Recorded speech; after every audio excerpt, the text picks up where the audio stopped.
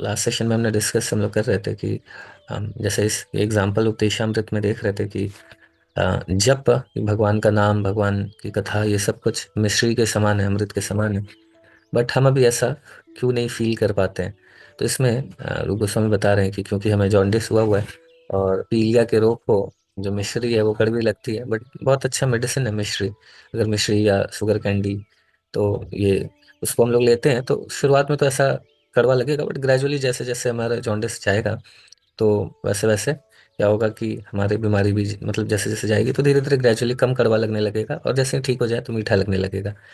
तो उसी तरीके से भगवान का नाम, भक्ति जो भी हम कर रहे हैं, तो अभी शुरुआत में तो बहुत टफ लगता है। इसमें जब हमने श्रीला हरिदास ठाकुर जी का भी एग्जाम्पल वगैरह डिस्कस करा था, तो शुरुआत में ऐसे ही होता है कि हम सभी के लिए थोड़ा टफ तो होता है ना। बट थोड़ा हम सिर्फ यही है कि हम भक्ति कर रहे हैं बिकॉज इंटेलिजेंस, जैसे बताते हैं ना कि कृष्णा कॉन्शियसनेस, ये किसके लिए है? इंटेलिजेंट लोगों के लिए, है ना। तो वास्तव में ये हाँ, मतलब जो इंटेलिजेंट है तो उनको ये तो समझ में आता है कि जो बता रहे हैं वो सही बता रहे हैं, है ना, बता रहे हैं वो सही बता रहे हैं। कल जैसे एक डिवोटी ये प्रश्न पूछ रहे थे कि आ, जब मतलब मैं अपने फैमिली वालों को जैसे ही बताता हूँ कृष्णा कॉन्शियसनेस के विषय में, तो उनको तुरंत ये आता है, मतलब जैसे ही बताता हूँ कि भगवद गीता पढ़ना चाहिए, तो उनको वो जो पहले जिनकी भी पूजा कर रहे थे तो उनको बहुत ये आता है कि नहीं, ऐसा हम क्यों आपके कृष्ण को सुप्रीम माने, हमारे जिनको मैं हम कर मानते थे वो क्यों सुप्रीम नहीं है ना। तो तुरंत ये वाली भावना आ जाती है। तो वो प्रश्न यही था कि आ, हमें हमें उतना तो फील नहीं हुआ, हमें जब भगवत गीता बताई गई, लॉजिकली तरीके से समझाया गया कि भगवान सुप्रीम है ऐसा करके, और हमें इस तरीके से उनकी भक्ति करनी चाहिए सर कंप्लीट से, तो ये तो हमने मान लिया, हमें तो बहुत ज़्यादा तो नहीं लगा। बट कई बार हम लोग किसी को बताते हैं, इवन अपने घर वालों को भी, तो एकदम बहुत गुस्से में आ जाते हैं कि ऐसा कैसे बोल रहे हो, है ना। तो ऐसा क्यों है, ऐसा करके पूछ रहे थे। तो फिर वही मैंने, मतलब मुझे फिर मैं याद कर रहा था इसको, तो कि भगवत गीता में तो भगवान ही अर्जुन को बताते हैं ना कि मैं आपको ये नॉलेज क्यों दे रहा हूँ। भगवान भी नहीं बोले सबको नहीं बांट रहे हैं, भगवान बोल रहे हैं कॉन्फिडेंशियल नॉलेज है ना। मैं आपको क्यों दे रहा हूँ? क्योंकि आप मेरे क्या हो, आप मेरे मतलब डिवोटी तो हो, और आप जो मोस्ट इंपॉर्टेंट थिंग है कि आप मेरे नॉन एनवियस हो, है ना। तो द्वेष नहीं है ना, आपका मुझसे कोई द्वेष नहीं है, इसीलिए मैं आपको बता रहा हूँ। तो डेफिनेटली हमारा जो भी ईगो है उसके कारण भी हम ये द्वेष या ईगो के कारण हम एक्सेप्ट नहीं कर पाते। जैसे शुरुआत में मुझे भी जब बताया गया कि अंतरंगा शक्ति है राधा रानी, मैंने कहा कि अच्छा हमारी दुर्गा देवी को ये बाह्य शक्ति बोल रहे हैं, है ना, माया शक्ति बोल रहे हैं। तो ये लगा अच्छा ऐसा कैसे बोल रहा है अपनी राधा रानी को, ये अंतरंगा शक्ति बोल रहे हैं। तो मुझे भी बहुत बुरा लगा, हाँ। लेकिन बाद में जब शास्त्र पढ़ा तो समझ आया कि ये कोई मतलब ठीक है, भगवान की शक्ति है, शक्ति मतलब वो, तो जब क्लैरिटी इन चीज़ों पे आती है आई तो फिर लगा कि हाँ सही है, मतलब बहुत ही शास्त्रों के ऊपर बेस्ड है और बहुत ही लॉजिकल है, तो फिर उसको एक्सेप्ट करना तो मतलब बहुत कंपैरेटिवली इजी है। अगर शास्त्र भी बता रहे हैं, लॉजिक भी बता रहा है, बस सिर्फ यही है ना कि हमने जो अपने माइंड में कुछ सेट करके रखा था वो अब चेंज हो रहा है। तो तो उसको होल हार्टेडली खुले हृदय के साथ समझा हमने, इसीलिए हम लोग भक्ति में टिके हुए। बट कई लोग तो फिर ये हो जाते हैं कि ऐसा क्यों, वैसा क्यों, मतलब ये क्यों है, हम जिस तरीके से कर रहे थे भक्ति अभी यहाँ पे हम तो जब कर रहे हैं तो हम डिस्टर्ब हो रहे हैं, है ना, कि कई सारी ऐसी चीज़ें पता चल रही है जो हम तो नहीं कर रहे थे। तो अभी कर सकते हैं ना, नहीं कर रहे थे तो कोई बात नहीं है, लेकिन अभी तो कर सकते हैं, है ना।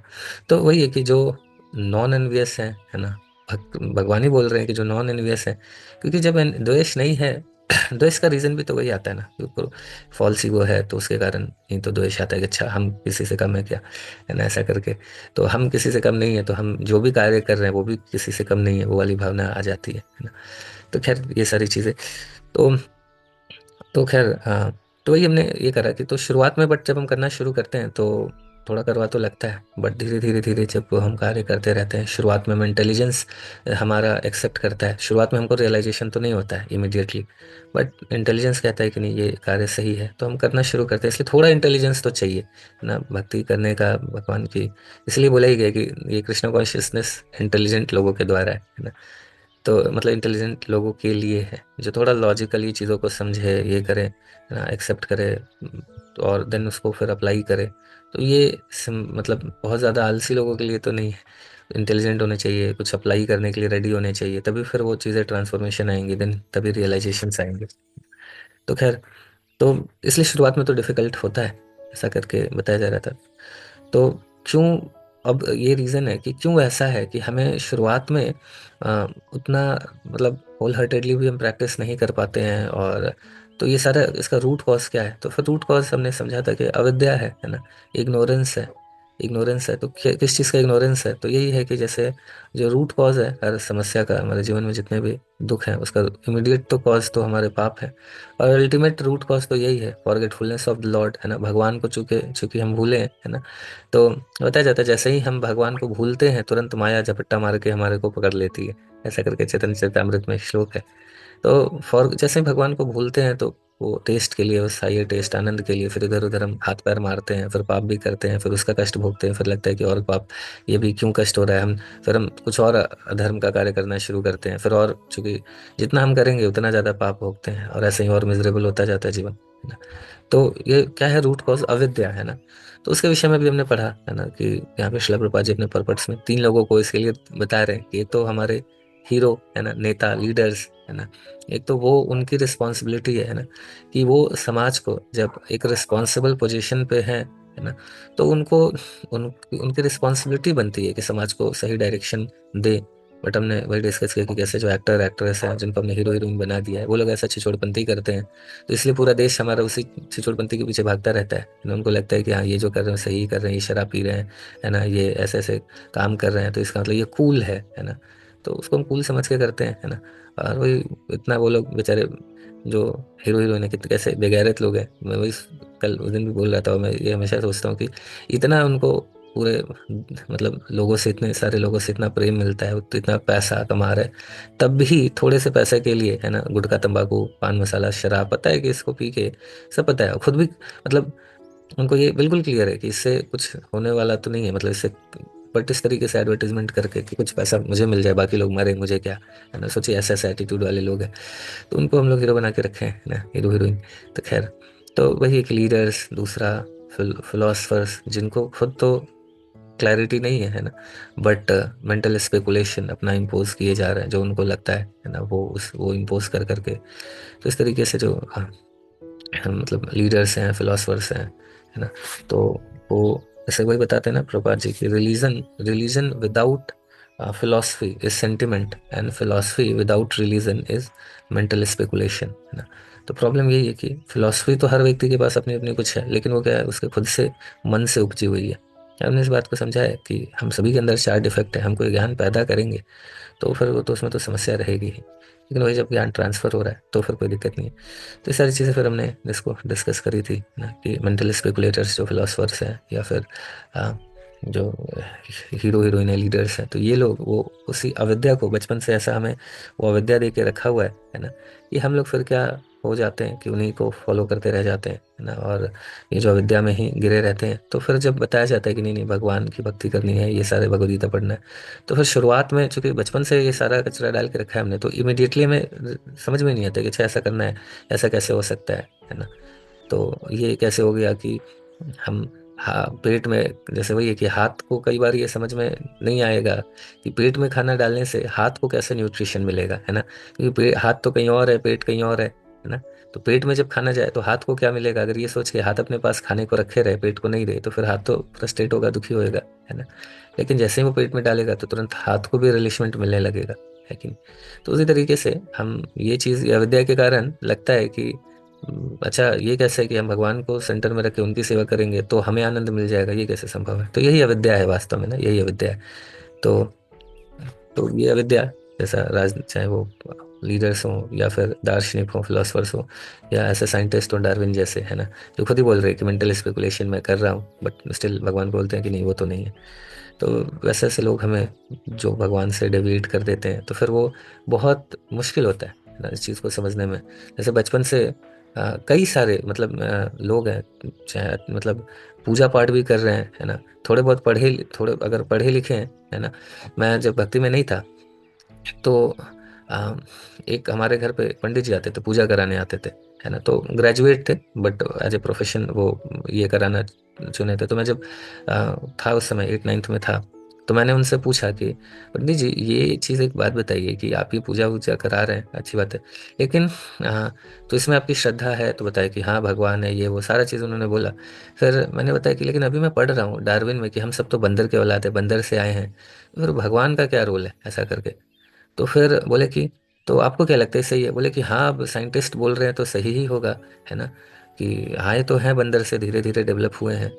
तो फिर मैंने पूछा कि तो फिर अगर बंदर से हैं तो भगवान का क्या रोल हुआ इसमें फिर, है ना? बोले नहीं भगवान ने ही बनाया होगा। तो क्या है कि अब वो भी कंफ्यूज है वो पूजा भी करा रहे हैं, प्रोफेशन के रूप में पैसा भी कमा रहे हैं, सब कर रहे हैं, बट खुद ही श्योर नहीं है कि जो कार्य कर रहे हैं वो सही कर रहे हैं गलत कर रहे हैं, है ना। तो ये मतलब आप सोचिए, तो कार्य कर रहे हैं, लोगों को विश्वास दिला रहे हैं भगवान में, पूजा पाठ भी करा रहे हैं, और खुद की श्रद्धा हिली हुई है अभी, है ना। तो ऐसे ऐसे साइंटिस्ट लोगों के कारण, है ना। तो ये लोग क्या है कि यही धीरे धीरे क्या करते हैं कि हमारा श्रद्धा विद्या को बढ़ा के फिर हमें डेविएट करते रहते हैं, फिर वास्तव में फिर जब इतना कन्फ्यूजन होगा तो कोई कैसे ही भक्ति करेगा, है ना। ठीक है, इसके आगे हम लोग डिस्कस करते हैं। और काफ़ी इंपॉर्टेंट था, तो जो लोग नहीं, सैटरडे को थोड़ा कम ही डिवोटीज थे, है ना, तो आप लोग चाहे तो रिकॉर्डिंग सुन सकते हैं, क्योंकि थोड़ा इंपॉर्टेंट डिस्कशन ही था उस दिन। थोड़ा बहुत तो मैंने रिवाइज करा दिया। ठीक है, तो भगवान भी बताते हैं कि भक्ति कौन नहीं कर सकते हैं, कौन, या विद्या जिनका ज़्यादा ही अविद्या का लेवल ऊपर है तो उनको भगवान बताते हैं कि क्या है। तो खुद भगवान बोल रहे हैं ऐसा, मतलब भगवान को भी पता है कि ये चीज़ें होंगी, भगवान भी क्लैरिटी दे रहे हैं कि कौन नहीं कर सकते हैं। तो क्या है, जो धूर्त मनुष्यों में अधम है, निपट मूर्ख हैं, जिनका ज्ञान मोह के द्वारा अपहृत हो चुका है ना, हाईजैक हो चुका है, और जो असुरों का नास्तिकवादी स्वभाव धारण किए हैं वे मेरी शरण में नहीं आते हैं, ऐसा करके। तो भी आगे हम लोग पढ़ते हैं कि अविद्या का रिजल्ट क्या है ना, फिर इसको थोड़ा हम लोग डिस्कस करेंगे, फिर क्वेश्चन आंसर करते हैं। तो आप में से कौन रीड कर रहे हैं, एक बार हैंड रेज कर सकते हैं। हाँ इसमें तो पढ़िए। हरे कृष्णा धाम। ऐसे लोग कभी भी कृष्ण की शरण में नहीं आते और जो कृष्ण की शरण में जाने के इच्छुक हैं, उनका वे विरोध करते हैं। जब ऐसे नास्तिक लोग समाज के नायक बन जाते हैं, तो सारा वातावरण अविद्या से भर जाता है। ऐसी दशा में लोग इसे कृष्ण भावनामृत आंदोलन का उत्साहपूर्वक स्वागत नहीं करते, जिस तरह की पीलिया रोग से पीड़ित रोगी मिश्री के स्वाद का आनंद नहीं ले पाता। किंतु मनुष्य को यह जान लेना चाहिए कि मिश्री ही पीलिया का एकमात्र विशिष्ट औषधि है। इसी प्रकार मानव की वर्तमान दिग्भ्रमित अवस्था में कृष्ण भावनामृत ही विश्व को ठीक करने की एकमात्र औषधि है, जिसमें भगवान के पवित्र नाम हरे कृष्ण कृष्ण कृष्ण हरे हरे, हरे राम राम राम हरे हरे का कीर्तन किया जाता है। यद्यपि कृष्ण भावनामृत रुग्ण व्यक्ति के लिए अत्यंत रोचक नहीं लगता, फिर भी श्री रूप गोस्वामी की सलाह है कि यदि कोई भवरोग से अच्छा होना चाहता है, तो उसे इस कृष्ण भावनामृत को बड़ी ही सावधानी से तथा ध्यानपूर्वक ग्रहण करना होगा। मनुष्य के रोग का उपचार हरे कृष्ण महामंत्र के कीर्तन से प्रारंभ होता है, क्योंकि भगवान के इस पवित्र नाम के कीर्तन से भौतिक दशा में मनुष्य सारी भ्रांत धारणाओं से मुक्त हो जाएगा। चेतो दर्पण मार्जनम। अविद्या जो मनुष्य की आध्यात्मिक पहचान की भ्रांत धारणा है, अहंकार को जन्म देती है। ओके, तो नेक्स्ट पढ़ सकते हैं। हाँ ठीक है, पहले पढ़ ही लेते हैं, थोड़ा ये सुनते जी। असली रोग तो हृदय में रहता है, किंतु यदि मन स्वच्छ किया जाता है, यदि चेतना शुद्ध की जाती है, तो भवरोग से व्यक्ति को हानि नहीं हो सकती। मन तथा हृदय को समस्त भ्रांत धारणाओं से स्वच्छ करने के लिए मनुष्य को हरे कृष्ण महामंत्र का कीर्तन अपनाना चाहिए। यह सरल है और लाभकारी भी है। भगवान के पवित्र नाम के कीर्तन से मनुष्य तुरंत ही भौतिक अस्तित्व रूपी प्रज्वलित अग्नि से मुक्त हो जाता है। भगवान के पवित्र नाम कीर्तन में 3 अवस्थाएं हैं: अपराध पूर्ण अवस्था, अपराधों को कम करने की अवस्था तथा शुद्ध अवस्था। जो नवदीक्षित हरे कृष्ण महामंत्र का कीर्तन प्रारंभ करता है, तो सामान्य रूप से वह अनेक अपराध करता है। इनमें से 10 अपराध प्रमुख है, और यदि भक्त इनसे बचा रहता है, तो उसे अगली अवस्था के दर्शन होते हैं, जो अपराध पूर्ण शुद्ध कीर्तन के बीच की अवस्था है। जब कोई शुद्ध अवस्था को पा लेता है, तो वह तुरंत मुक्त हो जाता है। यह भव महा दावाग्नि निर्वापणम कहलाता है। जो ही मनुष्य भौतिक अस्तित्व रूपी प्रज्वलित अग्नि से मुक्त हो जाता है, त्यों ही वह दिव्य जीवन का रसास्वादन कर सकता है। सारांश यह है कि भव रोग से मुक्त होने के लिए मनुष्य को हरे कृष्ण मंत्र का कीर्तन अपनाना चाहिए। कृष्ण भावनामृत आंदोलन विशेषता ऐसे वातावरण उत्पन्न करने के लिए है, जिसमें लोग हरे कृष्ण मंत्र का कीर्तन कर सकें। मनुष्य को श्रद्धा के साथ शुभारंभ करना चाहिए, और जब कीर्तन करने से यह श्रद्धा बढ़ जाती है, तब वह इस संघ का सदस्य बन सकता है। हम लोग सारे विश्व में कीर्तन मंडलियां भेजते हैं, और इन मंडलियों का अनुभव है कि विश्व के उन दूरतम भागों में जहाँ कृष्ण का किसी को ज्ञान तक नहीं है, हरे कृष्ण महामंत्र हजारों व्यक्तियों को हमारे पड़ाव में आकृष्ट करता है। कुछ भागों में तो इस मंत्र को कुछ दिनों तक सुनने के बाद लोग सिर मुंडाकर तथा हरे कृष्ण महामंत्र का संकीर्तन करके भक्तों की नकल करने लगते हैं। भले ही यह नकल मात्र हो, लेकिन अच्छी वस्तु का अनुकरण वांछनीय है। अनुकरण करने वाले कुछ एक लोग क्रमशः गुरु द्वारा दीक्षित होना चाहते हैं और दीक्षा के लिए स्वयं को प्रस्तुत करते हैं। यदि कोई निष्ठावान हुआ तो उसको दीक्षा दी जाती है और यह आस्था भजन क्रिया कहलाती है। तब वह धीरे धीरे हरे कृष्ण महामंत्र का प्रतिदिन 16 माला जप करने और अवैध मैथुन, मादक द्रव्य, मांसाहार तथा द्रुत क्रीड़ा से अपने को दूर रखकर भगवान की भक्ति में सचमुच लग जाता है। भजन क्रिया से मनुष्य भौतिकवादी जीवन के कल्मश से मुक्ति प्राप्त कर लेता, तब वह ना तो किसी होटल या भोजनालय में मांस तथा प्याज से बने तथाकथित स्वादिष्ट व्यंजन खाने जाता है, ना ही वह धूम्रपान करने या चाय अथवा कॉफी पीने की परवाह करता है। वह ना केवल अवैध मैथुन से दूर रहता है, अपितु मैथुन जीवन से पूर्णतः बचता है, और ना ही वह अपना समय तर्क वितर्क करने या धूर्त क्रीड़ा में बर्बाद करता है। इस तरह से यह समझना चाहिए कि वह अवांछित वस्तुओं से शुद्ध हो रहा है। अनर्थ निवृत्ति। अनर्थ शब्द अवांछित वस्तुओं का घोतक है। कृष्ण भावनामृत आंदोलन में सम्मिलित होते ही सारे अनर्थ नष्ट हो जाते हैं। जब मनुष्य अवांछित वस्तुओं से मुक्त हो जाता है तो वह अपने कृष्ण कार्यों को संपन्न करने में स्थिर हो जाता है। वास्तव में वह ऐसे कार्यों में आसक्त होकर भक्ति करने में उल्लास का अनुभव करता है। यह भाव कहलाता है भगवान के सुप्त प्रेम का प्रारंभिक उन्मेष। इस तरह बद्ध जीव भौतिक अस्तित्व से मुक्त हो जाता है और भौतिक ऐश्वर्य, भौतिक ज्ञान तथा समस्त प्रकार के भौतिक आकर्षणों समेत देहात्म बुद्धि से रहित हो जाता है। ऐसे समय में मनुष्य समझ सकता है कि पूर्ण पुरुषोत्तम भगवान कौन है और उनकी माया क्या है। एक बार भाव दशा प्राप्त हो जाने पर माया भक्त को विचलित नहीं कर पाती, यद्यपि माया विद्यमान होती है। इसका कारण यह है कि भक्त माया के वास्तविक स्थिति का दर्शन कर सकता है। माया का अर्थ है कृष्ण का विस्मरण और कृष्ण का विस्मरण तथा कृष्ण भावनामृत प्रकाश तथा छाया की भांति पास पास रहते हैं। यदि कोई छाया में रहता है तो वह प्रकाश द्वारा प्रदत्त सुविधाओं का लाभ नहीं उठा पाता, और यदि वह प्रकाश में रहता है तो वह छाया के अंधकार से विचलित नहीं हो सकता। कृष्ण भावनामृत अपनाने से मनुष्य क्रमशः मुक्त हो जाता है और प्रकाश में आ जाता है। निसंदेह वह अंधकार का स्पर्श तक नहीं करता, जैसा कि चैतन्य चरितामृत में पुष्टि हुई है। हाँ, कृष्ण सूर्य सम माया है अंधकार, यहाँ कृष्ण कहाँ नाही मायार अधिकार। कृष्ण की तुलना सूर्य प्रकाश से की गई है और माया की तुलना अंधकार से। जहाँ धूप होती है वहाँ अंधकार नहीं रहता। जो ही मनुष्य कृष्ण भावनामृत को ग्रहण करता है, माया का अंधकार अर्थात बहिरंगा शक्ति का प्रभाव तुरंत ही लुप्त हो जाता है। Hare Krishna. Hare Krishna, thank you very much.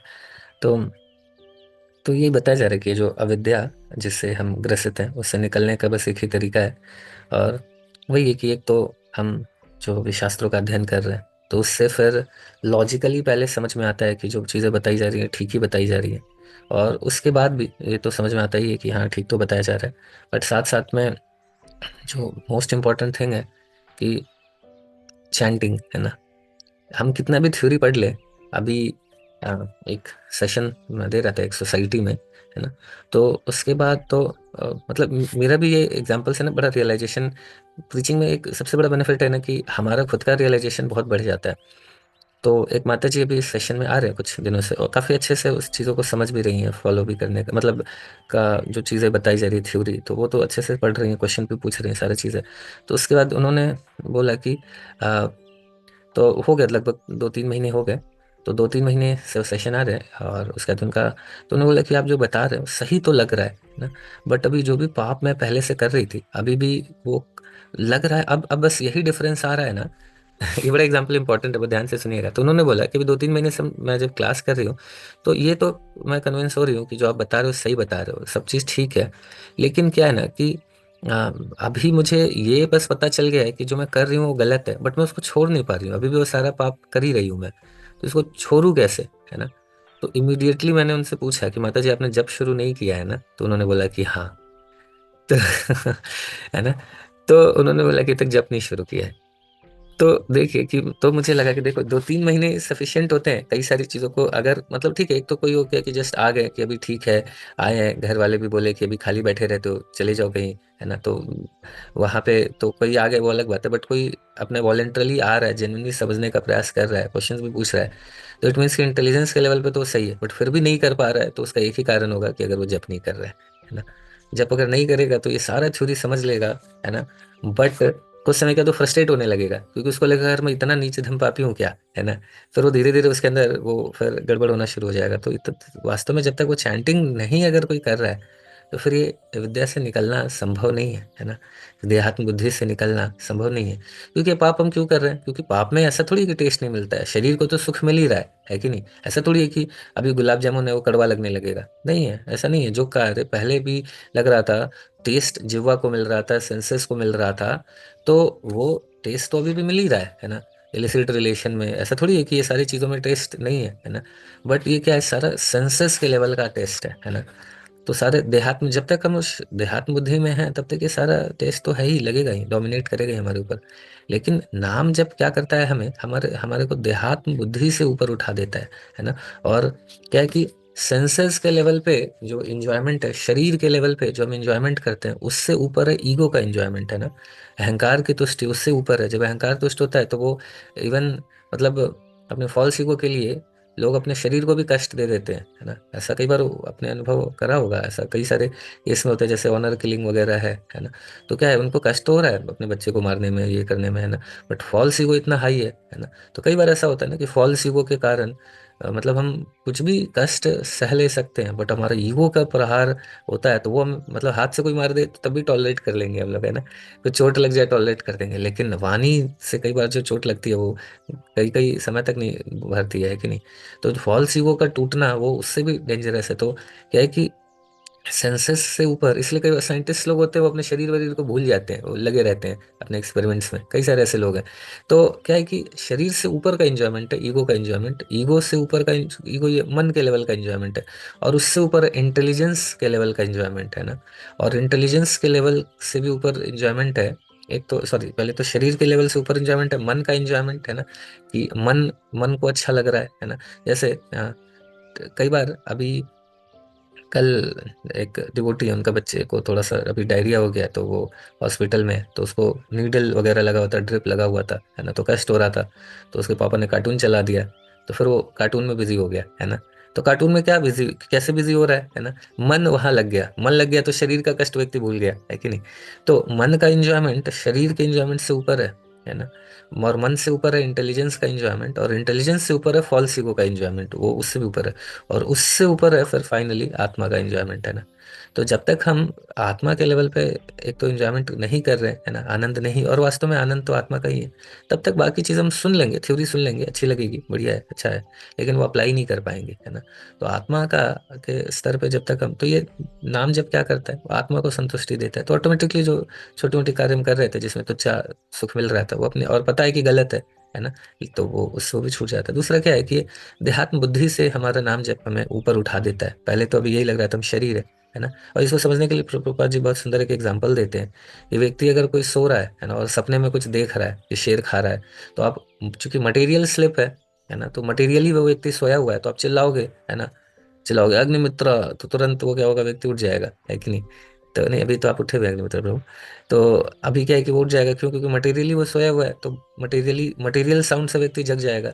उसी तरह अगर कोई व्यक्ति स्पिरिचुअली सोया हुआ है ना, स्पिरिचुअली सोया हुआ है, तो फिर क्या होगा, जब हम हरे कृष्ण महामंत्र बोलते हैं तो ये आध्यात्मिक साउंड है ना, तो ये स्पिरिचुअल अवेकनिंग करता है हमें, है ना।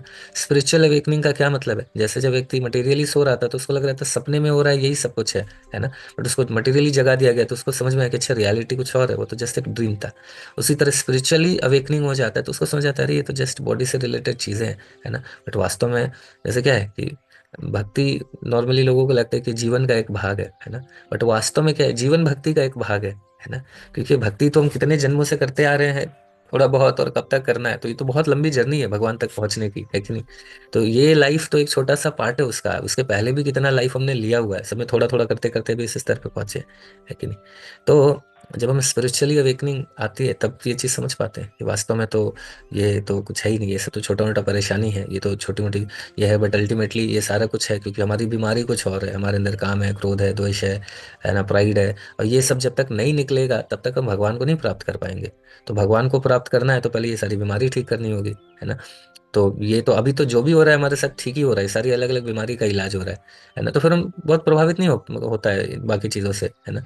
एक डिवोटी मेरे से पूछे कि प्रभु जी, अ, मुझे ना बहुत गुस्सा आता है जब अ, जब मेरे हिसाब से चीज़ें नहीं होती हैं, तो मुझे बहुत गुस्सा आता है अपने बच्चों पे, छोटे भाई पे, इस पे उस पे बहुत गुस्सा आता है कि मेरे हिसाब से चीज़ें नहीं होती है। तो तो कैसे करें? कैसे इस बात को हम ये करें? तो फिर जस्ट मैंने उनको, अच्छे डिवोटी, मैंने जस्ट उनको बता दिया तो कि प्रभु जी, प्रॉब्लम बस ये है कि भगवान आपका कंट्रोलरशिप सही कर रहे हैं, है ना। आपके अंदर ये छोटी-छोटी बातों पे वो तो इलाज है। प्रॉब्लम बीमारी तो आपके अंदर का कंट्रोलरशिप है, भगवान इसको ठीक कर रहे हैं। तो उन्होंने जस्ट एक ही बार बताया और उन्होंने बोला कि बिल्कुल सही बोल रहे हो प्रभु जी। फिर एकदम अच्छे भक्त है, उन्होंने पूरा एनालाइज़ करा था कि ये तो सही बात है। फिर उन्होंने बोला कि जैसे ही उन्होंने फिर ये कंट्रोलरशिप छोड़ना शुरू किया, तो बोले कि अभी सब नॉर्मल हो गया है। अभी अब लोग ऐसा नहीं कर रहे हैं, है ना। तो क्यों क्यों नहीं कर रहे हैं? क्योंकि अभी बीमारी खत्म हो गई, तो भगवान इलाज ट्रीटमेंट भी तो रोकेंगे ना, है ना। तो जैसे जैसे हम इस बात को समझते हैं, है ना, स्पिरिचुअली अवेकनिंग होती है, तो फिर बाकी चीज़ उतनी प्रभावित ही नहीं करती है। फिर ये जो अविद्या है उससे हम देहात्म बुद्धि, अविद्या क्या करके रखती है, मोस्ट इंपॉर्टेंट अविद्या का तो प्रॉब्लम यही है ना, कि हमें बॉडी कॉन्शियसनेस में फंसा के रखती है ना। तो जैसे ही फिर बॉडी कॉन्शियसनेस में जब तक रहेंगे तब तक फिर सारी चीज़ प्रभावित करेंगे, जैसे ही स्पिरिचुअल कॉन्शियसनेस में आएंगे तो बच जाएंगे, है ना। तो वही है, हरिनाम करता है, तो श्रील प्रभुपाद जी आगे बता भी रहे हैं, वही श्रद्धा। श्रद्धा इसलिए इनिशियल फेथ ज़रूरी है, ऑन द बेसिस ऑफ, जैसे हम शास्त्रों के ऊपर जो पढ़ रहे हैं उसके बेसिस पे थोड़ा फेथ रख रहे हैं ना, कि प्रभुपाद जी बता रहे हैं, शास्त्रों के रेफरेंस से बता रहे हैं, तो सही ही है ना। तो श्रद्धा रख के हम इन्वेस्ट करेंगे, फिर भक्तों का संग में फिर क्या करेंगे, भजन क्रिया करेंगे। तो भजन नाम जप है, तो उससे फिर क्या होगा, अनर्थ निवृत्ति, है ना। फिर उसके बाद आगे का स्टेज है, तो अनर्थ निवृत्ति जल्दी हमें खत्म करना है, अनर्थ निवृत्ति का स्टेज, है ना। तब फिर तब हम, जब अनर्थ निवृत्ति खत्म हो जाएगी, प्रभुपाद जी बता रहे हैं भाव के स्टेज पे आना है, भाव के स्टेज पे ही आके हम समझ पाएंगे कि क्या माया है और क्या माया नहीं है ना। तो उसके पहले तक तो हमको समझ में नहीं आता है कई बार ना, कि वास्तव में हम क्या हो रहा है। माया परीक्षा लेती रहती है बीच बीच में, तो कई बार मुश्किल हो जाता है। इसलिए कई बार ऐसा होता है भक्ति में बीच बीच में थोड़ा डिप भी आता है ना। और खतरनाक तरीके, माया को पता है क्या वीक पॉइंट है, वहीं पर अटैक करती है। अच्छे अच्छे भक्तों के साथ होता ही रहता है, इस मतलब ऑलमोस्ट सभी के साथ, क्योंकि नेक्स्ट एग्जाम किसी को फेल करने के लिए नहीं होता है, उसको नेक्स्ट लेवल पे पहुंचाने के लिए होता है ना। बट एग्जाम तो होता ही है बीच बीच में सभी के साथ, तो हरि बोल थोड़ा कई बार हो जाता है भक्तों का भी, है ना। तो समझना है नेक्स्ट स्टेज पे पहुंचाने के लिए, तो भाव के स्टेज पर इसलिए जल्दी से जल्दी हम लोग सभी लोग पहुंचे, एक दूसरे के लिए प्रार्थना करें, है ना। भाव के स्टेज पे आ जाएंगे तो फिर ये बचे रहेंगे, है ना। ठीक है, यहाँ पे रुकते हैं फिर, 7:52 हो गया। ठीक है, किसी को कुछ प्रश्न है तो पूछ सकते हैं।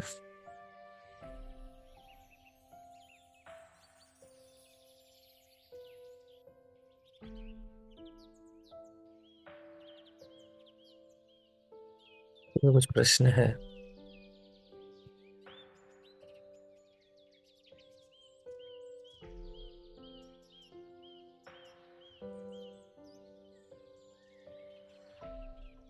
ठीक है, फिर अगर किसी का कुछ प्रश्न नहीं है, सॉरी, हरे कृष्ण, अगर किसी का कुछ प्रश्न नहीं है तो फिर हम लोग यहाँ पे रुकते हैं, फिर कल आगे का डिस्कशन करेंगे नेक्स्ट वर्स। ठीक है। हरे कृष्णा, हरे राम, प्रभु की जय, श्रील प्रभुपाद की जय, अनंत कोटि वैष्णव वृंद की। Hare Krishna, Krishna Krishna, Hare Hare, Hare Rama.